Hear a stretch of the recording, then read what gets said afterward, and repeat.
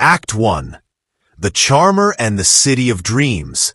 In the final decades of the 19th century, America was a nation brimming with ambition, a place where fortunes could be built from dust and dreams. Nowhere was this spirit more alive than in Chicago, rising from the ashes of the Great Fire of 1871. It transformed into a bustling, chaotic metropolis, a symbol of industrial might and boundless opportunity. And in 1893, it became the center of the world, hosting the spectacular World's Columbian Exposition, a dazzling white city built to showcase the pinnacle of human achievement. Millions of people from all corners of the globe flocked to Chicago, their eyes wide with wonder, searching for excitement, employment, and a taste of the future. But beneath the glitter and the promise, a darkness was taking root, a darkness embodied by a man who would turn the American dream into an industrial nightmare. His name was Dr. Henry Howard Holmes, though he was not born with that name. Nor was he truly a doctor in the way most understood the title. He was born Herman Webster Mudgett in 1861, in a small New Hampshire village. From a young age, he displayed a chilling combination of high intelligence and a complete lack of empathy. He was fascinated by anatomy and death, performing crude experiments on animals. While studying medicine at the University of Michigan, he began his career in crime, stealing corpses from the university laboratory, disfiguring them, and then planting them to be discovered, cashing in on fraudulent life insurance policies he had taken out on these fictitious individuals. It was the perfect synthesis of his medical knowledge and his criminal instincts. Upon graduating, he left a trail of failed businesses, abandoned wives, and mounting accusations of fraud across several states. He was a chameleon, a master of manipulation who could charm his way into anyone's trust. He was handsome, well-dressed, and possessed an almost hypnotic gaze that could disarm the most skeptical of individuals. He changed his name to H. Holmes to escape his past and, in 1886, arrived in the bustling Chicago suburb of Englewood. There, he found his first foothold. He walked into a drugstore owned by a woman named Elizabeth S. Holton. With his charisma and apparent medical knowledge, he quickly charmed the owner, who eventually sold him the pharmacy on credit. Once Holmes had control, Mrs. Holton mysteriously disappeared, never to be seen again. Holmes would later claim she had simply moved to California. It was a pattern that would repeat itself with terrifying frequency. With the pharmacy as his base of operations, Holmes's ambition grew. He looked at the empty lot across the street and saw an opportunity of monstrous proportions. The World's Fair was coming, and with it, an endless supply of people, young, hopeful, and naive, all in need of a place to stay. He would build them a hotel designed not for comfort or hospitality, but for something far more sinister. He would build a factory designed for murder. This grand three-story building, which the locals would come to call the Castle, would become his personal abattoir. Act 2. The Castle of Horrors. The construction of the building at the corner of South Wallace Avenue and West 63rd Street was, from the very beginning, a bizarre and suspicious affair. Holmes, acting as his own architect, oversaw a project shrouded in secrecy and chaos. He constantly hired and fired construction crews, ensuring that no single group of workers had a complete understanding of the building's final layout. He would claim their work was unsatisfactory, refuse to pay them, and then hire a new crew to work on a different section. This constant turnover allowed him to build his labyrinth in plain sight, its true purpose known only to him. The ground floor of the building was deceptively normal. It housed his new, larger drugstore, along with a variety of other retail shops, including a jeweler and a blacksmith. It presented a facade of legitimate business, a welcoming face to the bustling neighborhood. But the true nature of the building was hidden on the 2 floors above, and in the nightmarish basement below. The upper floors were a deadly maze, a physical manifestation of Holmes's twisted mind. There were over 100 rooms, most of them windowless and airtight. Hallways were built like a labyrinth, with strange, angular turns and dead ends. Staircases led to nowhere, ending abruptly at solid walls.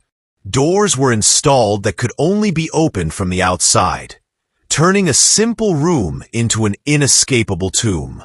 Some doors opened onto brick walls, designed to confuse and trap anyone trying to flee. Holmes's own office was the nerve center of this web of death. From a panel hidden within a closet, he could control a series of gas pipes that fed into the sealed rooms.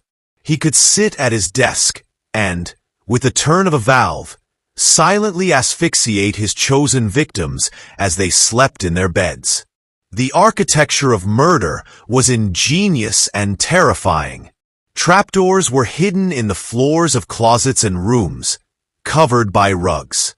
These opened onto greased chutes that led directly from the upper floors to the dark, cavernous basement. Once a victim was incapacitated, Holmes could slide their body out of sight with terrifying efficiency, leaving behind a perfectly clean room, ready for its next occupant. One room in particular became known as the Hanging Secret Chamber, a soundproof bank vault where victims could be locked away to suffocate in silence, their screams absorbed by the thick insulated walls. The building was a testament to his meticulous planning. He had created an environment where he had absolute control, where his guests were completely at his mercy. It was a self-contained, automated system for murder. To the outside world, it was the World's Fair Hotel, a beacon of modern convenience for visitors to the Great Exposition. But to those who checked in and never checked out, it was the end of the line, a terrifying architectural monster designed by the devil himself. Act 3. The Victims of the White City.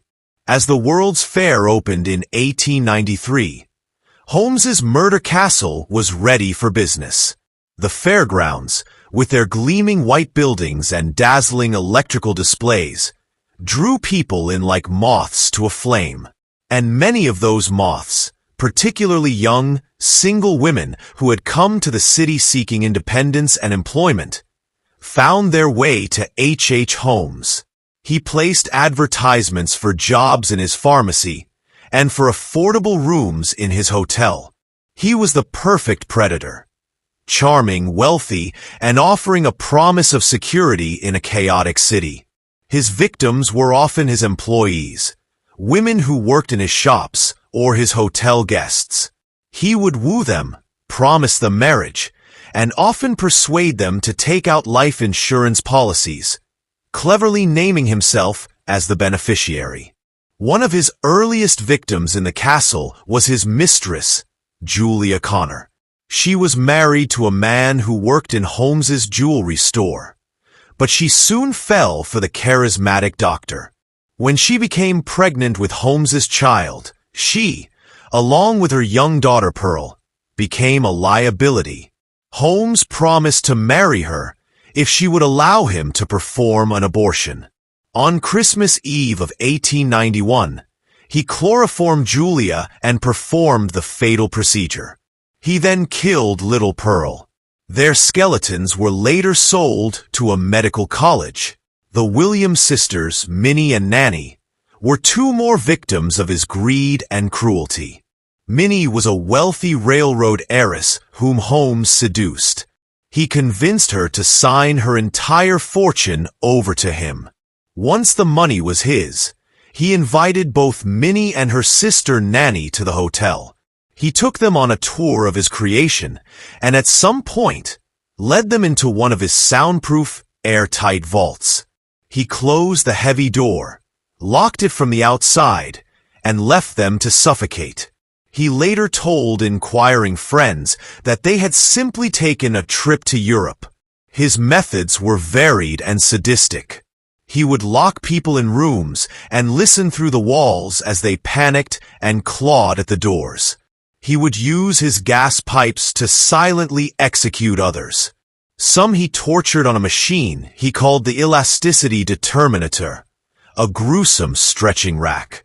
He was a meticulous record keeper of his finances, but he left no record of the true number of people who entered his hotel and never left. The constant flow of people in and out of Chicago for the fair provided the perfect cover for his activities. In a city teeming with millions of strangers, a few dozen, or even a few hundred, missing people would scarcely be noticed. He exploited the anonymity of the big city, turning the very energy and hope that defined the World's Fair into a weapon.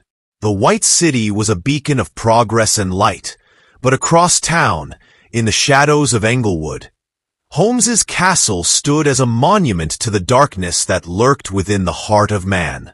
Act 4. The Basement of Hell. The true horror of the murder castle was not just in the killing, but in the cold, industrial efficiency of the disposal. The chutes and trapdoors on the upper floors were merely the beginning of the process. They all led to one place, the basement, and it was in this subterranean labyrinth that the full, nightmarish scale of Holmes's operation was revealed. When investigators finally broke through the bricked-up doorways and descended into the cellar, they entered a scene from a butcher's worst nightmare. It was not the lair of a madman. It was the workshop of a methodical monster. The basement was equipped with a horrifying array of tools and contraptions, all designed for the post-mortem processing of his victims. In the center of one room stood a blood-spattered surgical table, a dissection slab where Holmes, using his medical training, would strip the flesh from the bones of his victims.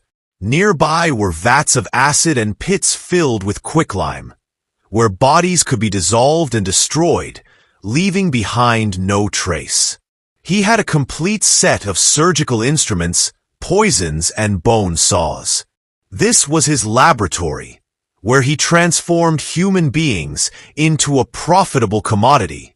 His most gruesome piece of equipment was a massive custom-built kiln, a furnace so large it could cremate an entire human body, reducing it to ash and a few charred bone fragments. It was this furnace that allowed him to dispose of evidence so effectively for so long. But not all of his victims were destroyed. Holmes had discovered a macabre but lucrative side business. He would meticulously clean and articulate the skeletons of certain victims.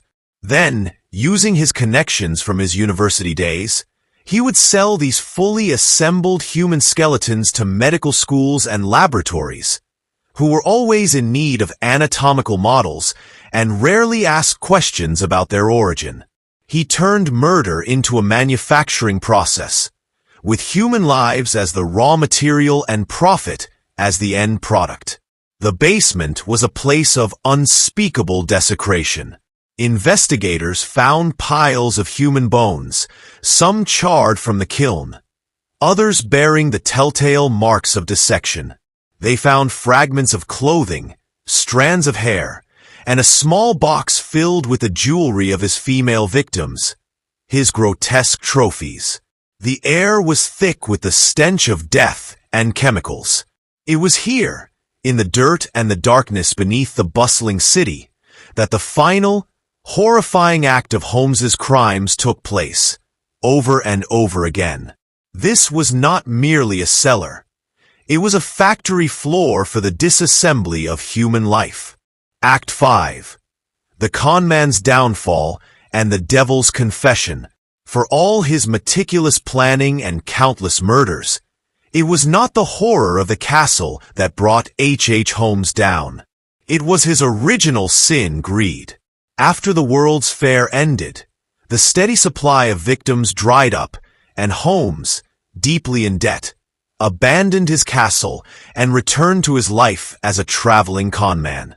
He devised an insurance fraud scheme with an associate named Benjamin Pittizel. The plan was for Pittizel to fake his own death so they could collect on a $10,000 life insurance policy. But Holmes, ever the predator, saw no reason to share. Instead of finding a substitute corpse, he murdered Pittizel for real, knocking him unconscious with chloroform and then setting him on fire. He collected the insurance money, and then, in a final act of unimaginable cruelty, he took custody of 3 of Pittizel's 5 children, promising their grieving mother he would look after them. He traveled with the children, Alice, Nellie, and Howard, across the northern United States and into Canada, all while leading their desperate mother, Carrie, on a wild goose chase, telling her that her husband was still alive and in hiding. The tragic journey ended with Holmes murdering all 3 children. He gassed the 2 girls, Alice and Nellie, locking them in a large trunk, and later buried their bodies in the cellar of a rented house in Toronto. He killed young Howard, dismembered his body, and burned the pieces in a stove in a cottage in Indianapolis. It was this series of crimes, not the dozens of murders in Chicago, that put him on the radar of the famous Pinkerton National Detective Agency. Hired by the insurance company who had been defrauded, a determined detective named Frank Geyer began to meticulously track Holmes's movements across the country. Geyer's relentless investigation uncovered the trail of the missing Pittizel children, ultimately leading to the discovery of their bodies. The nationwide manhunt for H. Holmes finally ended in November 1894, when he was arrested in Boston. With Holmes in custody, investigators in Chicago turned their attention back to the now-abandoned hotel. A fire had gutted the 3rd floor, likely set by Holmes to destroy evidence, but the horrors within were soon uncovered. As they broke down walls and dug up the basement, the true, ghastly purpose of the murder castle was revealed to a horrified public. At his trial, Holmes was a picture of calm, arrogance, and charm. He fired his lawyers and defended himself, spinning a web of lies. But the evidence against him for the murder of Pittizel was overwhelming. He was found guilty and sentenced to death. While awaiting execution, his story became a media sensation. He sold his life story to the newspapers, providing multiple, contradictory confessions. At first, he claimed complete innocence. Then, he confessed to 27 murders. Finally, he confessed to over 150, though many of these were later found to be people who were still alive. The true number of his victims will never be known. How many souls were lost within the walls of his castle is a secret he took to his grave. On May 7, 1896, H. Holmes was executed by hanging. His final, bizarre request was that his coffin be filled with cement and buried in an unmarked, double-deep grave. He was terrified that, after a lifetime of dissecting others, his own body would be stolen and dissected by medical students. The man who had built a monument to death was, in the end, terrified of what lay beyond it. The murder castle itself burned to the ground in a mysterious fire in 1895. But its legend lives on, a chilling reminder of a time when a charming doctor built a labyrinth of horrors in the heart of a shining city and became America's first, and perhaps most diabolical, serial killer.